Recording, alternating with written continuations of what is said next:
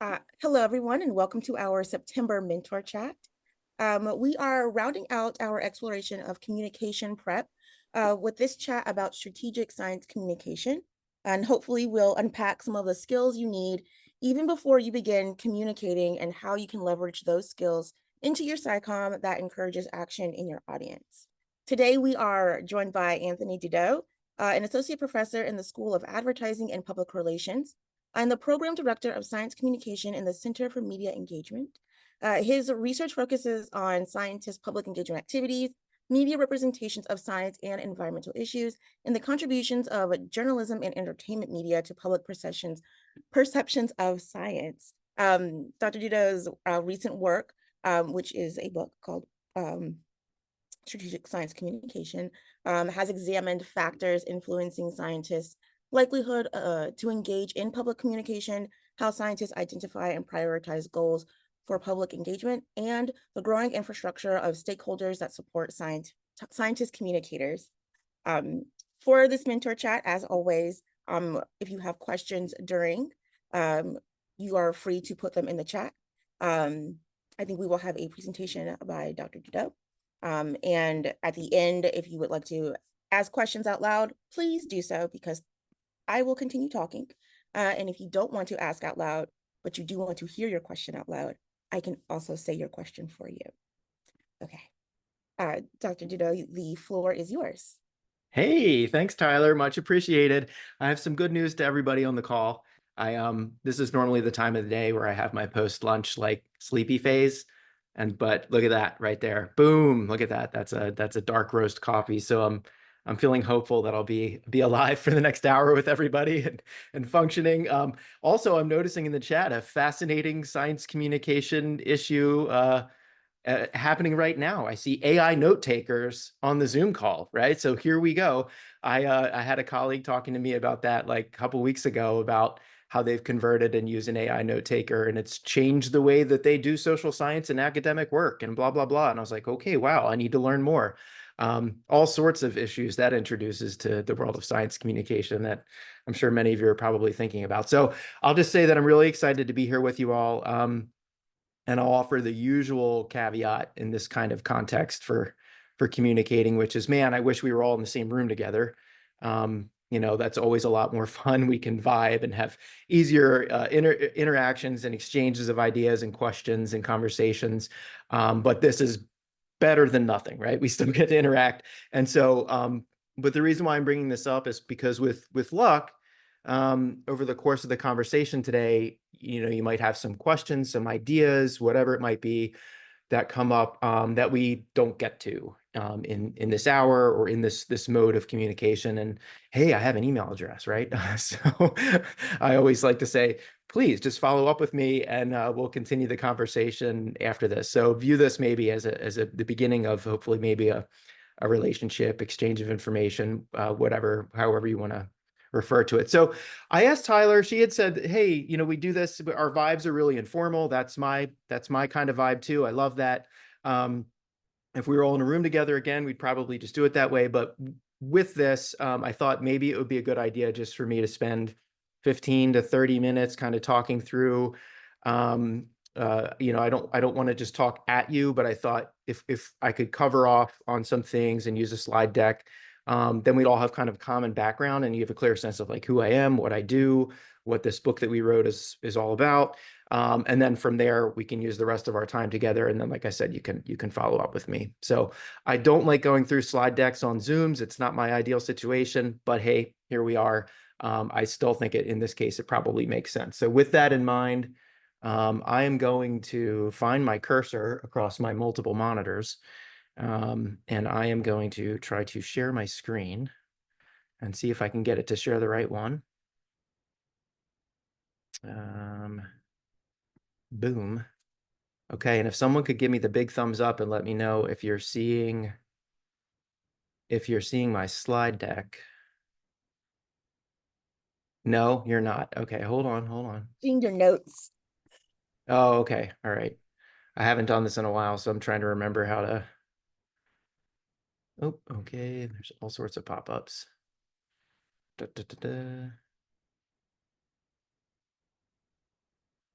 What are you seeing right now, Tyler? Now I'm seeing your like PowerPoint window with the Oh, toolbar. okay. Okay.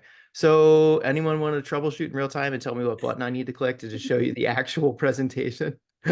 When I click slideshow, it does something different. Reading view. I'm totally forgetting how to do this. Slideshow? I think it is. The slideshow from beginning. Play from start? No. What's your notes? The notes. My notes again. Go away, Yeah, notes. No one maybe wants to see swap those, man. displays. Do you have Just multiple monitors? I do. Yeah, swap so it's displays. showing us the wrong monitor then. Oh, okay. All right. You Hold can up. just Let switch me the let me screen. unplug the other monitor and then see if we can be cooking with gas at that point. Yes. Did we do? Yeah. Yeah. Dude, the multiple monitor thing is amazing in sometimes and then in other instances it's just the worst, right? Okay, thanks for helping me, guys. We just solved a communication problem. That was amazing. I knew y'all were talented. Okay, so in any case, I'm going to talk a little bit about boosting science communication strategy.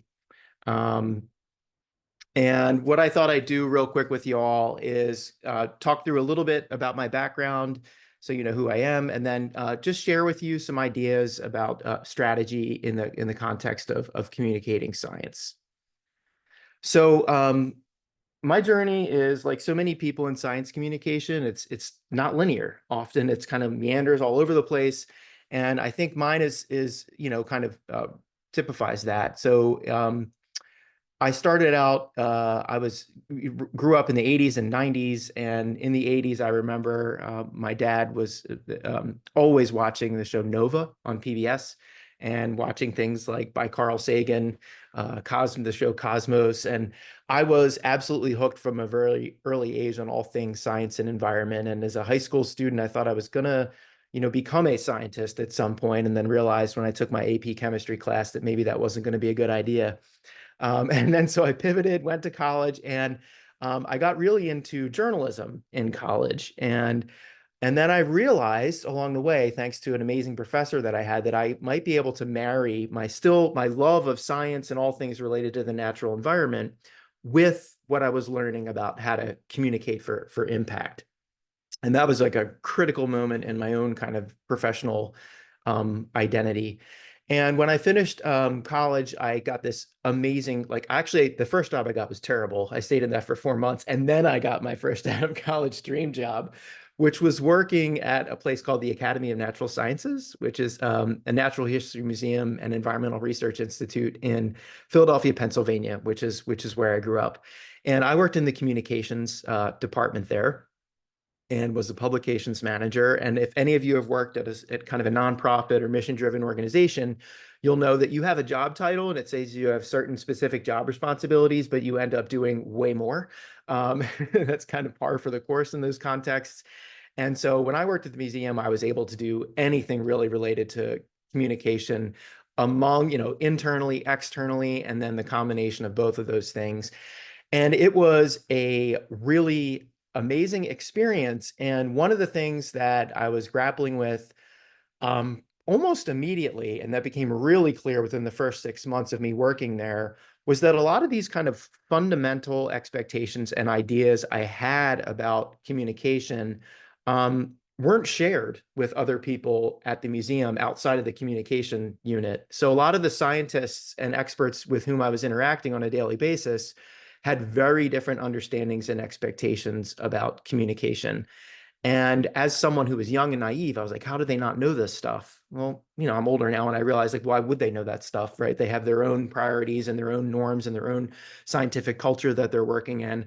And but it grew over time, and it made me realize that ultimately I was grappling with this big research question that I had in the back of my head, was like, how can we improve science communication and make it more fluid? Because I was seeing these communication disconnects every day at my job.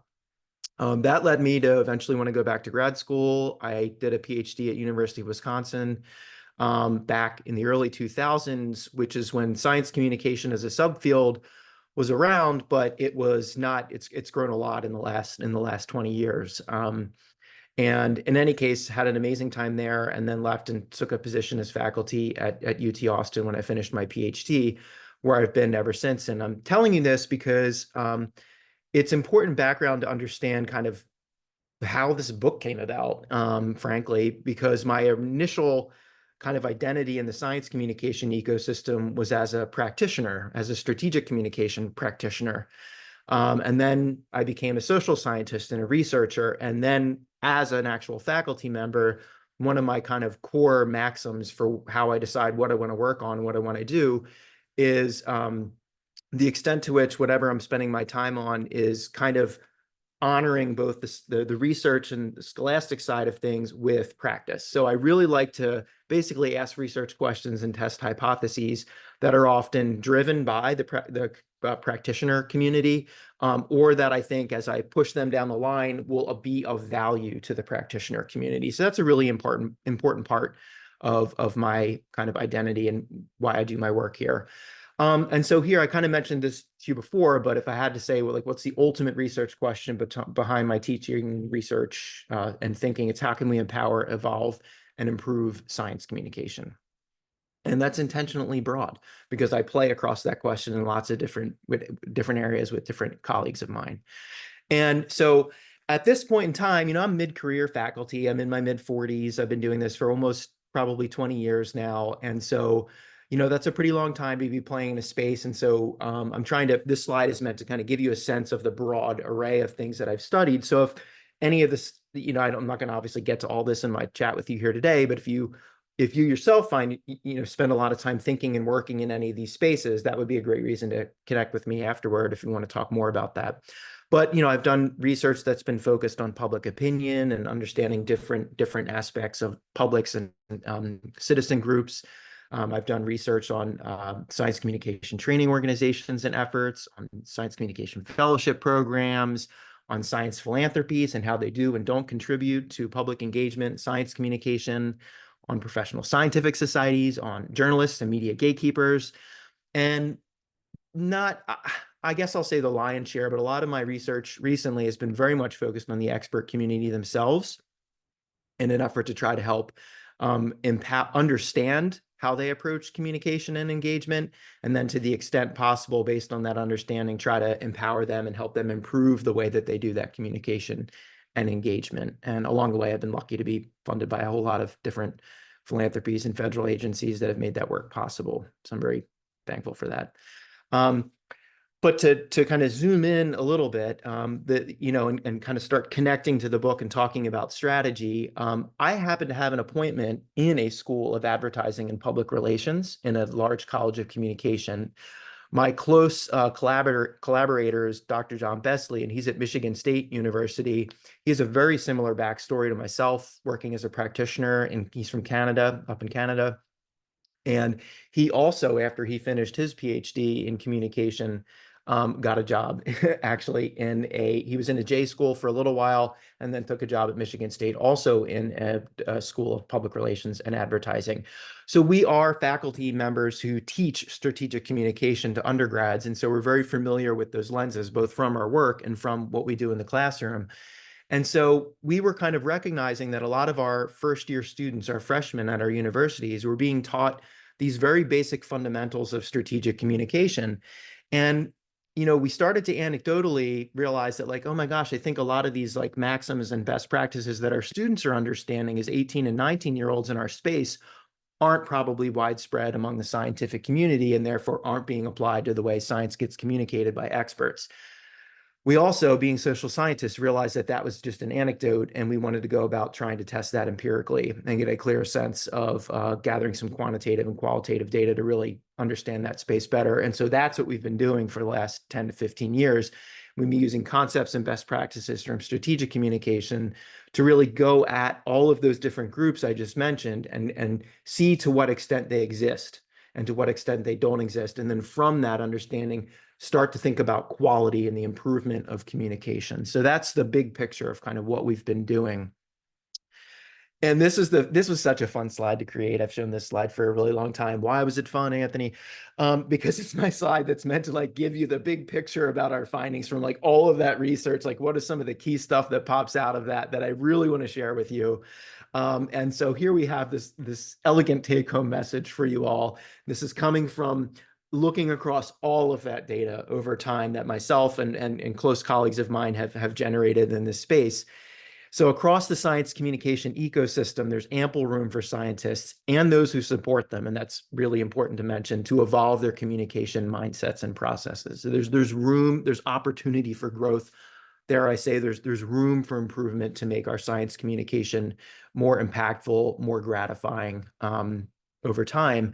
And so we've again assessed this on a number of different ways, and these are some of the data points that pop out that I think maybe for you all would be interesting to see. And this all comes up in the book that we wrote recently, but it comes across our papers as well. And I certainly talk about this stuff a lot. That amongst science communicators, the experts and even the folks who train them, there's an absolute tendency to jump right to what we call communication tactics. There's nothing. Communication tactics are an extremely important part of designing communication. I will get to this a little bit later in the talk. But that is one ingredient. You wouldn't make soup with just some potatoes. Ideally, I would think it would taste a lot better with some broth and some carrots and some chives and some mushrooms and whatever it might be. But right now, for the most part, we're making soup with potatoes, and it's not as good because we're only focused on this communication tactics. We see very scant evidence that science communicators really have a clear understanding of what their goals for their communication are. From a strategic communication lens, that's like violating the #1 maxim of doing strategic communication. If you don't know why you're communicating, why are you trying to communicate at all? So that's a big issue. A very narrow set of objectives associated with those goals, and I'll talk a little bit about what I think goals, objectives, and tactics are in just a moment. And of the objectives that are out there, there's a very much a focus. And again, this makes perfectly good sense, but there's very much of a focus on sharing information, on teaching, on correcting misinformation, and some on exciting people about science. There's nothing wrong with that. It's just that the menu for those communication objectives can and should be a lot wider for science communicators. We see very little evidence of evaluating communication. So if you do have a goal, how do you know if you're achieving it? And we see little evidence of that. And we see little evidence of scientists who are going into and designing their communication, recognizing that communication is inherently, if it's going to be effective, flows both ways, and that you as the communicator should be positioning yourself to be influenced, changed, and impacted by the engagement and the interactions you're having with other stakeholders. We also see that it tends to be very individualistic. And that's, I would argue, is largely a function of the nature of how we train to be scientists and experts, right? We work in labs, we work with colleagues, but we are very much trained to have the capacity to, as an individual, do our science, have our ideas, test those ideas, get credit for those ideas, and push them forward. We're also highly trained, and therefore we think we're highly competent and skilled and that we can do everything. Turns out sometimes it makes sense to actually work with other people. and there's lots of reason within the context of communication why that can be really, really valuable. So let me push on here a little bit and connect more discreetly to the book. So John and I wrote this book. It got published about 2 years ago. It was meant, honestly, after 10 to 15 years of doing that research, we thought, again, thinking of ourselves as being driven largely as practitioners, publishing articles, book chapters, and overviews for scholarly audiences is one thing, but it's kind of like, how can we create a deliverable that may be a little bit more accessible and widely used to folks outside of the academy who may not have access to all these articles, or who frankly just don't want to read them because they're boring. Let's write a book. And fortunately, we realized pretty quickly that there was going to be a thirst for this book. I don't know how accessible it is. We tried to make it as accessible as possible, but I realized I'm sure it's still dry at certain parts. But we called it strategic science communication, despite the fact that within the expert community, when you say the word strategy or strategic, oftentimes there's pushback and there's resistance because people assume it's disingenuous persuasion. Well, that's a notion I need to disabuse my students of all the time in the classes I teach. And I'll go into kind of how we define strategic communication in just a minute. But, that's why I'm putting this on the slide here. So we chose the word strategic, but we could have also said intentional, evidence-based communication, scientific communication, frankly, thoughtful science communication. Any of those synonyms would have worked really well in this case, but we wanted to focus on strategy because a lot of the thinking and the impetus for us doing this book came from the world of strategy and strategic communication thinking. So that's why we landed on that name. And real quick, before I dig into that a little bit, I want to talk about, and I'm sure many of you on the call have already seen and thought and experienced exactly what I have on this slide for you. So again, we're starting at step 1 and we're flowing down the funnel to the result on the bottom. And what I'm trying to show for you in kind of a graphical way, because I happen to be more of a visual learner, is kind of the default, what has been largely the default model of science communication for a long time, especially from the expert community, which many people often refer to. You've probably heard this term before, the deficit model of communication.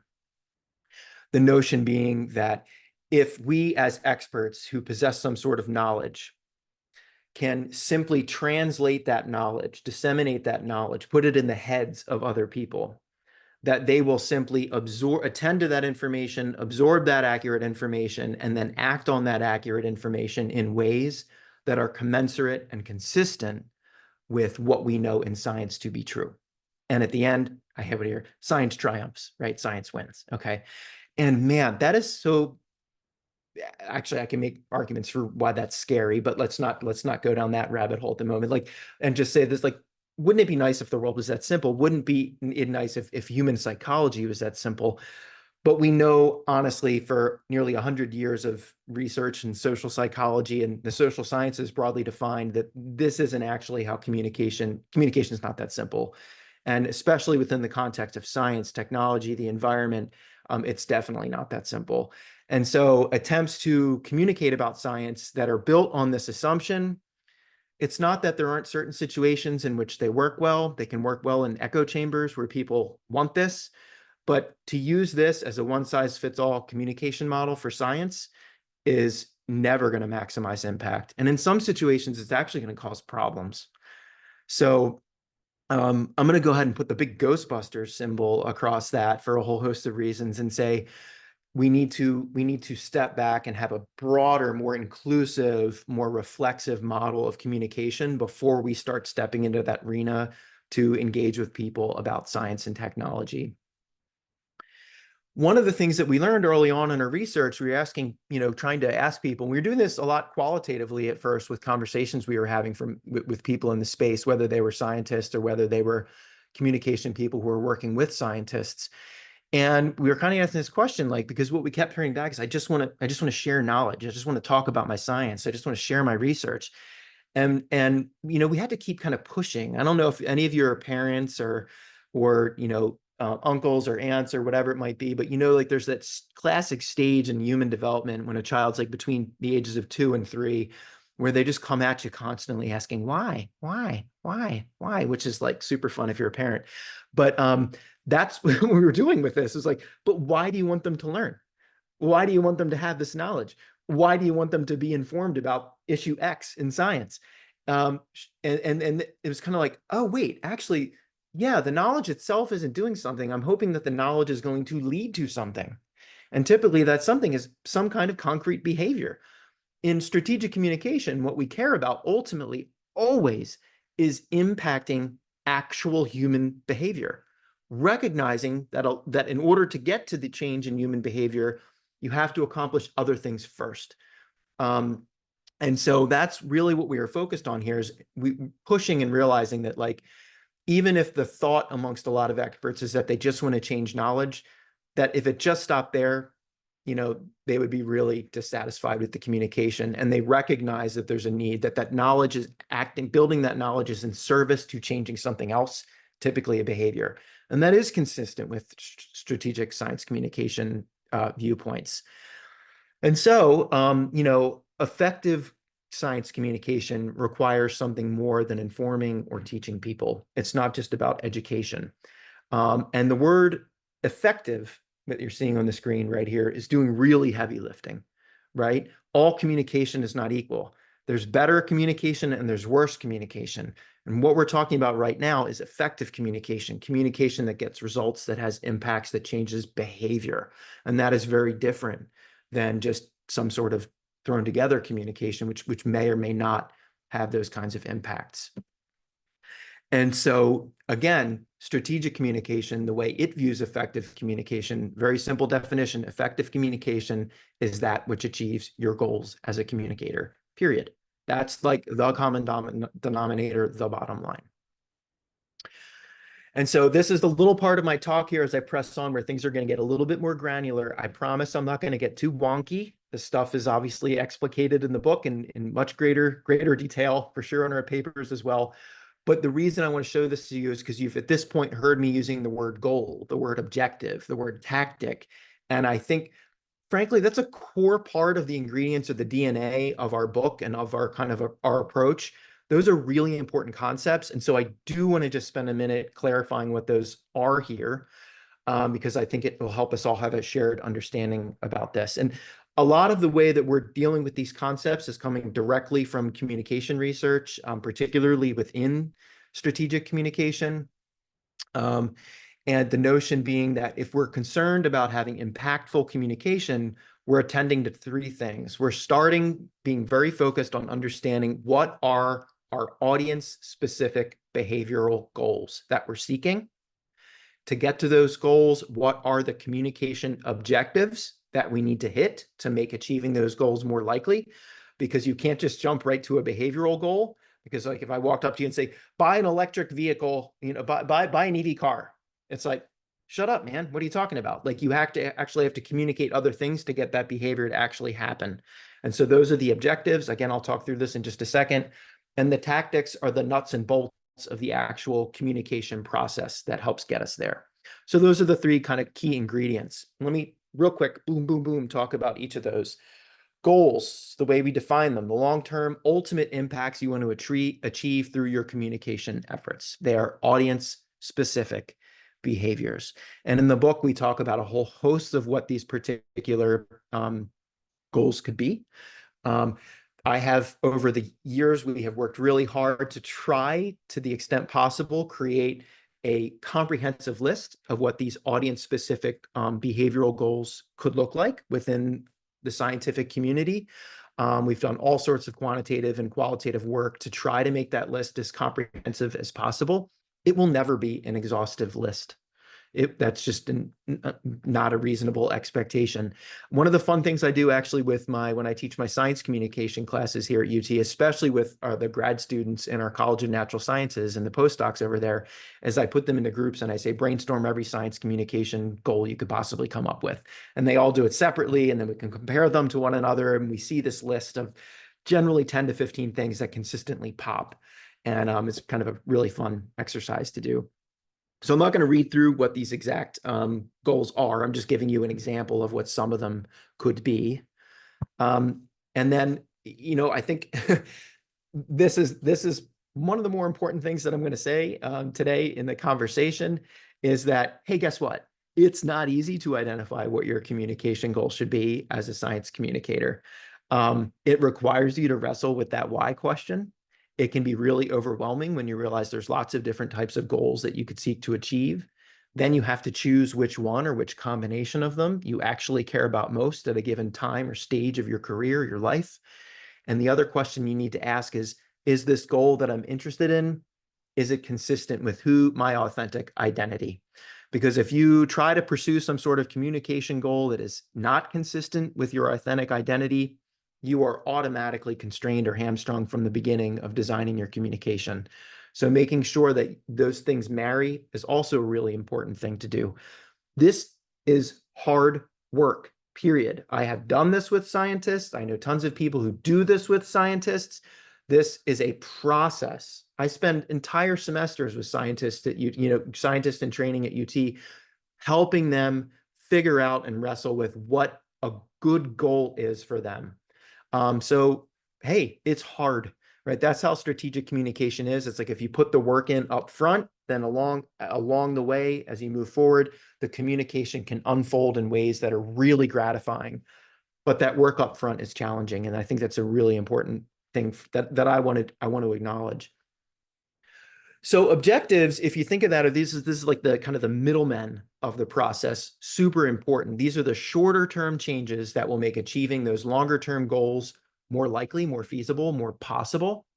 We refer to them as BFFs, which is intentionally hokey, right? And those are beliefs, feelings, and frames. And so these are cognitive and affective attributes of human psychology, things that go on in our head. They can be trying to connect with people's beliefs about the natural world. So things having to do with knowledge, facts, processes, causes, things like that. They can be beliefs about other people. And the literature that's really important here is the literature on trust and trusting beliefs and trusting behaviors. They can be beliefs about behaviors, typically focused on risks and benefits and norms and efficacy. And I'm not going into all the theories and models behind this stuff. You can read about that in the book. It's super wonky, but it's very well established stuff about feelings and discrete emotions and about frames and mental schema. And then we get to communication tactics. And now is when we're talking about the different communication channels, actually designing messages, thinking about procedures, interactions that we want to facilitate, events that we want to do. How do we design and choose all those things? This is arguably a really fun part of communication. And it's honestly also why a lot of typically science communicators just want to kind of forget the other strategy stuff I just talked about and boom, let's stick right to the tactics because this is the fun stuff. These are where I can play and be creative. But you can be creative with the other stuff too. But this is more obviously actionable. And it feels really good to get something done really quickly when we want to communicate about science. So again, this matters greatly, but it's part of the bigger picture. And I've picture of Alan Alda here from the Alda Center, that they do think strategically as well. I do actually do a lot of work with them and close collaborators with them. But a big part of what they bring to the table is talking about different types of communication tactics, which is super important. When we talk about getting rid of jargon, we're talking about a communication tactic, right? Not a communication strategy. It's important, but it's not a strategy. Same thing when we talk about stories. I'm sure many of you have heard of this and seen this and read books about this. I have one here. Oftentimes, if you're not paying enough attention and really thinking about it, you can have this idea that communication is storytelling. And if you just tell a good story, everything's going to work out fine. Well, I'm here to tell you that storytelling is a communication tactic. It's not a panacea. It's not a one-size-fits-all like solution to science communication. In certain situations and contexts, depending on what your communication goal is, storytelling may be a really obvious, important, amazing tactic, but it is not a strategy. Okay, I'm almost done, I promise. And I'm gonna have another sip of coffee really quickly. Again, I mentioned that I'm a visual learner, more of a visual learner. And so what I wanted to try to do is extract something from the book that is a little bit more of a complicated figure and make it a little bit more accessible on a slide here. And how to think about strategy, what effective communication looks like. This is the most important slide in this deck that I'm going to share with you. And this is taking everything that I kind of just talked about and putting it in a visual model for you. And then when I'm done with this slide, I'm going to juxtapose it with what science communication has traditionally looked like. So you can compare and contrast the two. I use these slides in my classes all the time in science communication, and they're really helpful, I think, for the students. They really like them. So we're moving from left to right. We have our chevron list, 1 through 4. Think of it as steps. We start with our goals. The first question we ask ourselves, if we're a strategic science communicator, is what do I want to accomplish and with whom do I want to accomplish it? There is no such thing as the public. There are publics, there are target audiences, there are key stakeholder groups. There is not a monolithic public. That's also been a huge problem in science communication for a very long time. There's not a huge mass of people out there waiting to interact with you and hear about your science. There's not. So we have to get very granular about who we're trying to talk to and why we're trying to talk to them, what we want to accomplish. Once we get our goal set, now we can start thinking about our objectives, stage 2. What do I need to activate in my audience's heads to accomplish my goal? What do I need to engage? What do I need to spark? What do I need to get moving and shaking in their head to make it likely I can achieve that goal? Third, now we can get into those tactics. What channels, messages, and procedures will allow me to have the desired effect? And actually, I'm looking at this now. I don't even like the phrase allow me. will increase the probability that I can have the desired effect, will increase the likelihood that I can have a desired effect. And then last, but certainly not least, which is why I have it in a different color, now, if we've gone through steps 1, 2, and 3, and we've done it very thoroughly and very authentically, now we can actually assess our communication. We can actually evaluate our impacts. How do we know if I successfully met my goal? And at that point, it allows us to do what all strategic communicators do. They assess, they go back to number 1, and they tweak, and they refine, and they revise, and they change their tactics, and they think about their objectives, and they revisit the goal that they have, and they tweak the system. And then they increase the likelihood of having more of those desired effects. All right. So on one hand, this slide, is reducing what can be an otherwise complex process. But honestly, if you just like push me, I would be like, no, this is pretty much it. Like, this is the key thing to hold on to. Like, this is what matters the most and what represents, I think, this particular approach.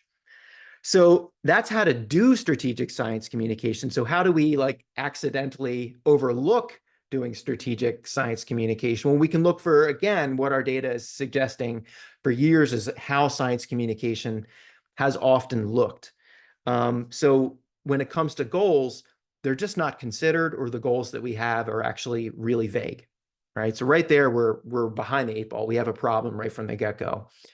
Second, if we look and see, well, what objectives are being attended to, what objectives are being taught in training, we can see that actually it's a super reduced, narrow menu. I always use this, and some of my colleagues always laugh at me when I use it, but who cares? I'm from Philadelphia, so a really popular thing in Philadelphia were hot dog carts when I worked downtown, and you would go out and get a cheap hot dog for lunch. And that's great. Those carts sold hot dogs. They didn't have an extensive menu of other types of things that you could buy. It was like the hot dog at the hot dog cart. Well, when we reduce our science communication objectives to informing or educating, we're running a hot dog cart of communication. We're not running a restaurant of communication, but we can be, and we should be, because the world's a complex pace, and the people that we're trying to interact with are complex and different. So trying to serve everyone hot dogs, some people don't like them, right? And that's limiting. And we don't want to limit ourselves in our communication about things that are so important in the realm of science, technology, and the environment. When it comes to tactics, we often see that's where a lot of the activity is in the science communication area. But we often see it's very much focused on like, hey, and what are the tactics that are most convenient? What are the tactics that are most enjoyable? What are the tactics that are new? Right? I mean, I remember having fascinating conversations over the years. You'd get some sort of new media technology that would pop out, and all of a sudden, scientists with whom I was kind of engaging and interacting would be like, "Hey, Dudo, how am I supposed to use this Twitter thing? And how do I get 15,000 followers on Twitter in less than 3 weeks?" And it's like, I understand why you're asking me the question, but it's the wrong question to ask, right? It's like just immediately going to the hot new thing and thinking that that's where you need to be spending your time.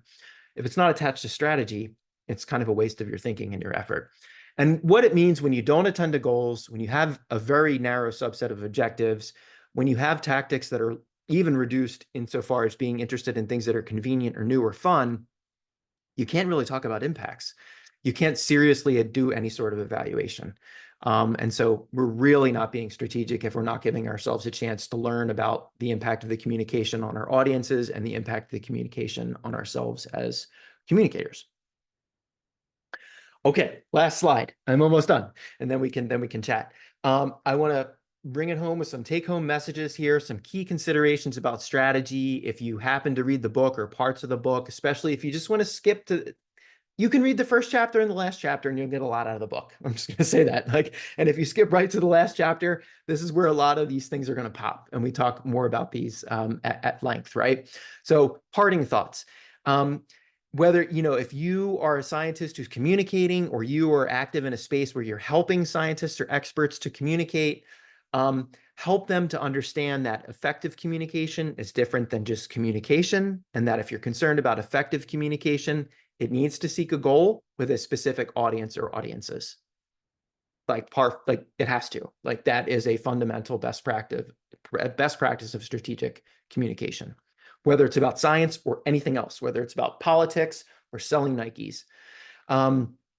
Second, help scientists and those who support them think more slowly about communication. We've made analogies. I think we do this in the book too. We talk about the slow food movement. Right. Recently I was reading about the slow professor movement, which is cool. So there's all different sorts of slow movements, right? I gravitate to that. That resonates with me, but it's super important when it comes to if you're talking about effective science communication, then you need to recognize that it will take time, effort, resources, investment, money, all of those things to do it. You have to slow down and realize there's no such thing as quick win, quick fire, effective communication. That is not a thing. Help scientists and those who support them identify their goals, objectives, and tactics. Do that tough work. Having someone in the room who can gently and productively and generatively push scientists and ask that why question, but why, but why, but why? That person needs to be empowered and normatively allowed and incentivized to ask that question. Getting that person in the room, the authority to ask that question, will go a long way to helping build better communication. And that matters because in certain situations, that person doesn't exist, or in others, that person exists but doesn't have sufficient power to ask those tough questions to the scientists who are in the room. And so right there, your communication strategy is already off to a poor start. So that's a really, really big deal. Help scientists diversify and expand their communication toolkits, right? Science communication doesn't involve just using the hammer of education and enlightenment. Sometimes that makes sense, but we need to think about the toolbox. We need to think about the screwdriver, the wrench, the speed square, all of those other things that we use and that we have in our toolkits. So expand your communication menu and help scientists realize that communication requires vulnerability and changing themselves and their work. And this is a super important thing that John and I always emphasize when we inevitably and understandably have scientists or people in the room who push back on the idea of being strategic and saying, hey, that seems like the dark arts or, disingenuous or whatever. Any good strategic communication is highly ethical because the way you're building that communication is designed such that the communicator themselves is open to being impacted and changed by the communication, being vulnerable themselves. Honestly, this is a different talk. If we were here talking about trust in science right now, and I've given that talk many times, that's something that I push on really hard. Trust is not just about establishing credibility and expertise. It's about establishing shared values, vulnerability, openness, integrity, warmth, and benevolence. Those are arguably even more important attributes of trust within the context of communicating science than expertise. And yet we ignore them typically in science communication. Wow, sorry, now I'm just like going off. I need a soapbox, sorry. And then the last thing I'll say is ask for help. My goodness, that individualistic nature, that individualistic norm of science that we often have, we can't just carry that over without questioning it into the domain of communication. It is a huge, I'm telling you about how effective communication needs to be slowed down. And I'm telling you that basically it's more complicated and requires more effort than people want to acknowledge or that people realize. Well, goodness gracious, don't put all that on your own shoulders as an individual scientist to become an expert in. That's not fair. So the argument that comes along with strategic science communication is think about how you can do this work in groups with support, with professionals in this space, with public information officers, with other scientific colleagues who have a similar core goal for their science communication. That's a really big part of this as well. Woo-wee. Okay, how long did that take? Oh man, that took 45 minutes. That was supposed to take 30 minutes. No, I'm so sorry. I did like the horrible professor thing and talked too long. Well, we have 15 minutes and then you have an open invite to follow up with me on email. So I'm going to stop sharing at this point. And then Tyler, if you would like to, I don't know how you typically do the Q&A, but I am here for it. Thank you, Anthony. Again, anyone, if you have a question, you can type it in the chat or you can say it out loud. You don't have to wait for me to say yes to you when you raise your hands. Like Ben, you should just go ahead. Go, Ben. Okay, hey, thanks for the great talk. I have been recommending your book to many people for a couple years, I feel like at this point. One thing I feel like was potentially missing, so I would be curious to get your thought on this. Humor as a potential tactic. And then follow up, because I'm always curious to get people's thoughts on this. Is there a balance point where you feel like some people should learn by practicing science communication versus learn about theory first and maybe mesh in between? Oh, that's a cool question. Thanks, Ben. That's great. Yeah, humor, absolutely. For the purposes of the book, I think, like in how we talk there, I think we would file the use of humor probably under the conversation we have about objectives associated with building those different dimensions of trust. So when it comes to building like relatability, vulnerability, openness, shared values, that kind of thing as a tactic, I think that humor is something that can help build that. And I would also absolutely point you toward, interestingly, there's a subgroup of some of my colleagues in the space who are doing some research on using humor. In my undergrad class, I actually have a couple examples of a couple comedians that are science communicators that do science comedy. A lot of the students love reading about that. But Dr. Sarah Yo, I don't know, Ben, if you've come across her at all. She's a close colleague of mine. She's done some work in that space about humor. If you haven't already, I would encourage you to reach out to her if that's something you're really interested in. And then she's connected with other folks who could talk your ear off about that. But that is a really awesome, interesting area in this space. And then Ben, your other question real quick was about, can you remind me what that one was? Oh, so I'm at UW-Madison Okay. myself. So I've talked to the SciComm folks here, and I think maybe there's a generational divide of some people who have been around for a while, or say everyone should learn the theory before they start to practice, and not to call them science communicators if they take a workshop, then go try. But then I think younger people are of the mindset like, I'm going to go and practice and then learn theory as I experience kind of the education in addition to reading. So I was wondering to see where you fall on that line. Okay, so this is my own personal opinion on this, right? So that's the important caveat. And I don't mean this response flippantly. I mean it like really earnestly. My response is I don't care. And here's why. Because this is a classic case of the perfect potentially being the enemy of the good enough.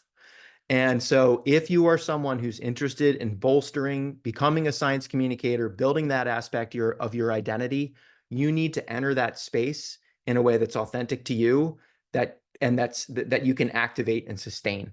And so ultimately, both of those things, I would argue, are needed over the long term to maximize anyone's science communication potential. But the route you take to get to that point can, should, and will look different for each individual communicator. So some people learn by doing, and so they're going to jump into the pool, both feet first, do things. They're going to make mistakes. They're going to hopefully then learn from the mistakes, right? If you do it that way, your responsibility is to then learn from those mistakes and be committed to figuring out why you did certain things wrong and improving that. Conversely, if you want to do the exact opposite thing and go hardcore into the theory and the concepts, and that's great. But we know from theories of learning that if you don't practice what you learn, you don't learn it. So there's like, ultimately you have to do both. And I guess my thought is, where you start with that, I don't really care. But if we are truly like in a conservative way talking about doing effective strategic science communication, it will require doing both. Thanks, Ben. Appreciate the question. I see Tony. Jump in, Tony.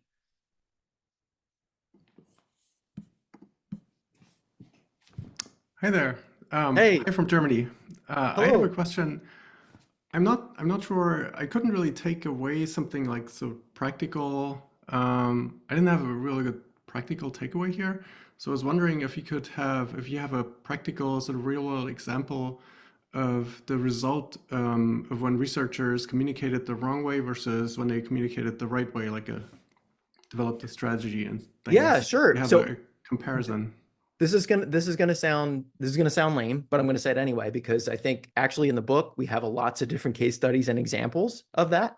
We're actually working on something. We're writing a textbook right now that is with the folks from the Alda Center that's picking up on that. that is designed to blend some of the conceptual stuff that we talk about in the book with even more examples and actually actionable like lessons about how you can learn how to do that kind of stuff. So, I mean, I think as a quick takeaway from what I was saying, in terms of the strategy, I'm going to hit you again on those two kind of intangibles, which is in terms of communication, having a goal for what you're going to try to achieve is essential, and understanding that how that goal is going to connect with a particular target audience is really important. Honestly, if we look across, that approach to communication is really infrequent. I think it's pretty common to be able to find examples of science communication that don't do that. I can give you an example of someone here at UT, whose name I will not share, someone who I met and worked with just a little bit. This person, I think, I'm trying to remember exactly what area of biology they work in. I can't remember exactly. So let me describe this to you. This particular individual, very accomplished, incredible scientist in their field, but was also feeling tons of despair about their perceptions of the state of science in the world and the lack of people being rational and paying attention to empirical evidence. And this individual was putting themselves in lots of communication scenarios where they were getting in these really kind of vicious exchanges about science and logic and the value of evidence and those kinds of things. And it was resulting in absolutely nothing other than a lot of frustration. If anything, it was resulting in people with whom this individual was interacting with that weren't scientists feeling worse about the nature of science and scientists who practice it. So that was an example of communication that was being largely driven by heated emotion without any sort of strategy. That was resulting in not only ineffective outcomes of science communication, but I would argue actually what we'd call like bad negative feedback loops, right? Where it's actually resulting in like bad things. So why am I telling you that? Because after additional conversations with this person and pushing and trying to get a clear understanding of like, okay, you're spending this time communicating, but you're really dissatisfied by it. It might be making things worse, even though that's not your intention. So let's zoom out and take a moment to think like strategically about like, how can you change your communication to not only make it more gratifying and sustainable for you, but to make it potentially have a better outcome for a key group of people who you care about. After pushing for a while, what we realized that there's this other little thing that this scientist did to communicate that they didn't even realize was a form of science communication. They were going through speaking somewhat frequently to K through 12 students in the Austin area about their area of science, more basically, right? And when I said, describe your feelings that you have after you do that, it's like, I feel amazing. It energizes me. It makes me go back into my lab feeling inspired. It makes me feel hopeful for the next generation of scientists, blah, blah, blah. All good feelings, right? And I said, well, tell me about the people who you're interacting with. And the anecdotal feedback was the people in the room that I talk to when I do this kind of thing, those students, whether they're sixth graders, whether they're ninth graders, they follow me out of the room afterward. They want to talk to me more. They follow up with me on whatever it might be, right? And so from a strategic standpoint, it was like, okay, well, we just worked through your strategy, right? So in this situation, your target audience is you want to talk to this particular group of people because you're highly gratified by them and because you care about them and you want to get more people into STEM and you want to inspire the next generation of scientists. You have that particular goal, you have the particular people, you've already been doing these particular tactics. We can think about other tactics that you can do to meet that goal even more in a better way and then be able to measure it.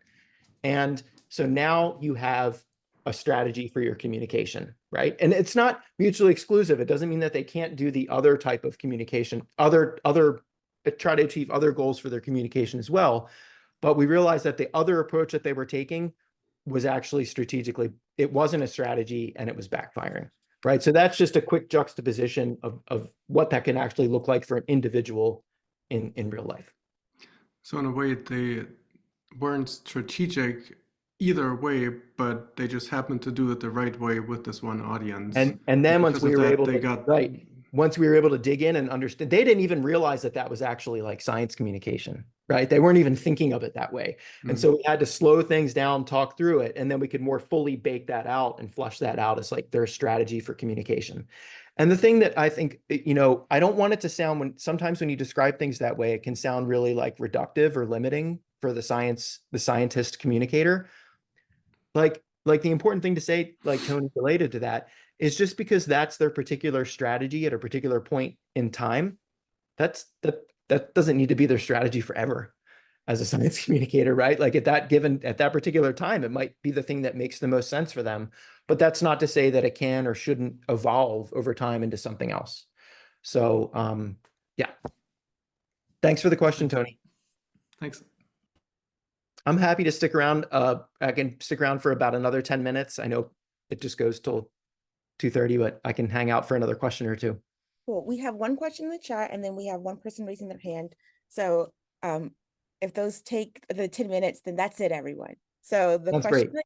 in the chat, the question in the chat is, do you have any tips for strategic approaches to gently encourage scientists to think about their communication in the strategic way? The commenter says that they try to get them to compare their communication plan to a set of specific aims, but sometimes their personal communication style can be a little too direct for some people. So they would love some tips. Oh my gosh, that's like the greatest question. Yeah, you're not kidding. I think that's why I was stressing that I had that's is precisely why I had that particular slide that was like, make no mistakes. This question is really hard. There are science communication. There's one in particular, a science communication training group, that a big part of their focus is on that precise moment in the communication dynamic, which is really focused on figuring out how to coax, right, the goal out of the scientist. I have no magic wand I can wave for that. Interpersonal communication matters too. And so having someone in the room who can have that conversation with the scientist in a way where there is sufficient kind of trust built in that relationship so that you can coax that goal out of the scientist really matters. A trick to making that happen, I don't know. I don't have a tip for that. I would argue it takes a village. And so if you're getting nowhere with a particular scientist as an individual, the question then becomes, is there someone else who we can get in the room who can do this? I would say, though, that awareness is also important. If you realize you're hitting your head against the wall and you're not getting anywhere with that effort, then it is time to hit the pause button and think about, how do we need to change our approach to try to figure this out? Gosh, I'll think more about that. I appreciate that question. I wish I had something magic I could say about it. But honestly, that is probably, if you think about this as a process and you think about there being different key moments in the process, that could be, other than the evaluation, which is also like a really hard moment in the process. I honestly think that's probably the other hardest moment in the process. And I see Jaylee, if I'm pronouncing that right. Yes, that's right. So I had a question, because you've talked about like a lot of this takes a heavy lift in the beginning of like identifying your audience, identifying what that goal or action or behavior change needs to be. But I also feel like, especially for the impact or understanding the impact like of your message or communication strategy, that should kind of start in the beginning too. So like, do you have any suggestions or recommendations, like how do we think about that or try to evaluate that, for the success of our messaging strategy overall? Thinking about, yeah, I mean, when you're thinking about it, everything's linked together. So you want to be thinking about how you're going to evaluate. I will say this though, with the evaluation thing, and this isn't meant to dismiss the importance of your question, because like I said, the evaluation can be really important. But I see a lot, and I have this conversation a lot, Jaylee, with like folks in this space, where the second you say assessment, evaluation, measuring impact, it's like, oh shit. Sorry, pardon my language. Again, I'm from Philadelphia, so I curse a lot. It's like there's expertise involved. It seems really fraught. It seems really complicated. You come to it loaded with all these assumptions that you don't even know you have about the value of qualitative versus quantitative data.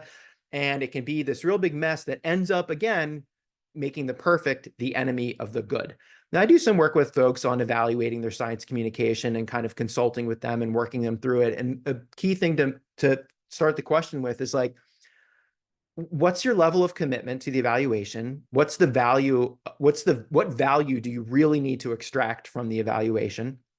What's your scope? Like, how many people are going to be involved with this? What's their background? What's their expertise? What's their ability and their motivation or excitement for doing this? So you really have to understand who's going to be involved with the evaluation process, what the scope and what the level of commitment is. And from that, you can then start to design evaluation. And you can see, like, in certain situations, you might have evaluation. If there's a number of people who have some ability and have a lot of motivation and have some resources and need to demonstrate impact to a funder or whatever it might be, you could come up with a program of evaluation that's like, could be pretty like multi-layered, right? And pretty and multi-method. Whereas in another situation, you might come up with something that's completely different, which is where, like anecdotally, we're going to have these people come to this room, we're going to do this thing. And when we're done, we're going to shake the tree with those people, have some conversations and extract some kind of quotes and some ideas from them about how it went. All of that counts as evaluation, right? Like it all matters. It is all feedback. And so I think, and I'm saying that because I feel like often when we have this conversation, there's an assumption immediately that when I talk about this model, that like I'm talking about like super peer-reviewed, multi-layered evaluation that's like, oh, surely that's beyond my ability, or surely that's going to cost too much, or whatever it might be. And it's like, no, chill out. Like, there's other ways to do this that can be inclusive, that like you can manage on a budget and with few people, that can really matter. And so it's kind of like, I don't know if it's correct to say like there's a bit of myth busting that needs to happen, but that's my own personal view. I know I'm sure there are some people who would say, oh, they have very, very conservative ideas of what counts as good evaluation versus bad evaluation. But, in many cases, we're not talking about proving impact to a funder. We're not talking about, writing back a detailed report that NIH or NSF has required us to create. We're talking about something that's a lot squishier, where the value can be more easily ascertained. So I don't know if I answered your question or I talked around it. I tried though. Yes, that was great. Thank you so much. Okay, great. Good. Thank you. And so I think we will have to end now. Thank you, Anthony. And thank you, SciCommers, for coming to this month's mentor chat. Our next couple of mentor chats, we will be moving away from sort of the preparation to some of the fun stuff, the engaging part of the science communication. Please do not forget about your preparation. As a part of this mentor chat, we actually will be giving away 5 copies of Anthony and John's book, Strategic Science Communication, to whoever the random number generator on Google Sheets says to give it to from our list of participants. So you will know that within the week. We will also post the recording of our mentor chat to our YouTube, and you will also receive a copy of the slideshow that Anthony graciously shared with us. Our upcoming mentor chats, as I said, will focus on engagement. October, we will be talking to Civic Science Fellow Amol Hussein about AI-aided artistry and how they use that work to help transform trauma healing and social policy for marginalized communities through creative expression. October, we will also have a community chat about the AAAS Mass Media Fellowship. So if anyone is interested in that or doesn't know what it is at all, check your emails, come to our community chat. We will have a panel of previous fellows who are also part of our SciCommers community. And I will also post a 2020 mentor chat that we've had about the fellowship as well. In November, we will be talking to Dan Pomeroy from the Scientific Citizen Initiative, which is a lab for innovative learning experiences to promote meaningful interactions between science and society. My gosh. And then in December, we will talk about the tactic, not the one size fits all, of narrative storytelling and persuasion and op-eds with Jean Corbin. And then it'll be a new year and you'll get a whole lot of emails about that. but that's your 2024.